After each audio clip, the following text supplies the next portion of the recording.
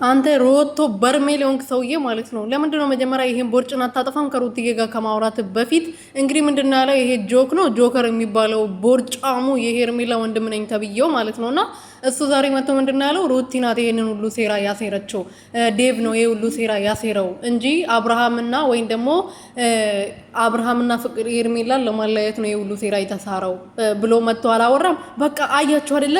የሩትዬ ስም ለማጥፋት ሲባል ሁላቸውም ግር ብሎ ይመጣሉ። ሰሞኑን ሁላቸውም ጠፍቶ ጸጥ ረጭ ብሎ ነበር አይዲያ አጥቶ ማለት ነው። አሁን ግን አይዲያ አገኘዋ። የሩትዬ ስም የሚያጠፉበት የሩትዬ ስም የሚያነሱበት አይዲያ አገኙ። ግር ብሎ መጥቶ ምን አይነቶች ናችሁ ግን እናንተ የወንድ አልጫ በሙላ ማለት ነው።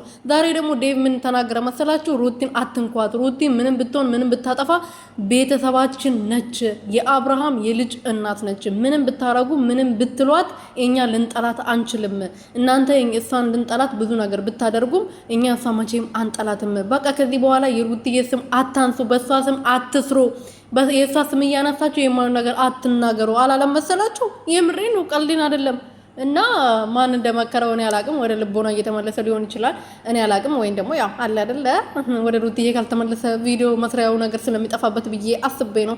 ሰላም ሰላም ቤተሰቦቼ እንዴት ናችሁልኝ? እኔ ያለው እግዚአብሔር ይመስገን። ሰላማችሁ ብዘት ትርፍርፍ ይበልልኝ። እኔ ውድና ወርቅ እንቁ የሆናችሁ ቤተሰቦቼ ለዚህ ቤት ለዚህ ቻናል አዲስ የሆናችሁ ሰብስክራይብ፣ ሼር፣ ላይክ እያደረጋችሁ ቤተሰብ ሆኖ እንግዲህ የቡታጀራ ዩቲዩበሮች እነዚህ ሽንታሙላ ማለት ነው።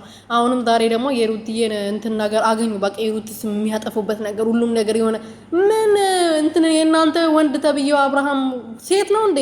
የሴት የወንድ አሰዳቢ ራሱን አያከብርም እንዴ? ሁሉ ጊዜ ተደፈርኩ። ይሄ ወንድ ነው? በምን ወንድነቱ የሚደፈረው እሱ እንዴ? አንድ ቀን ተደፈረ ቢባል ራሱ እኮ ትንሽ ያምርበታል። ወንድ ልጅ ነውና ሁሉ ጊዜ ተደፈርኩ። ራቁቱን ተኝቶ ይነሳል፣ ስራው ሰርቶ ምናምን። ከዛ በኋላ ምንድነው ይሄ ይላል። አብጁ ምን ይመስላል?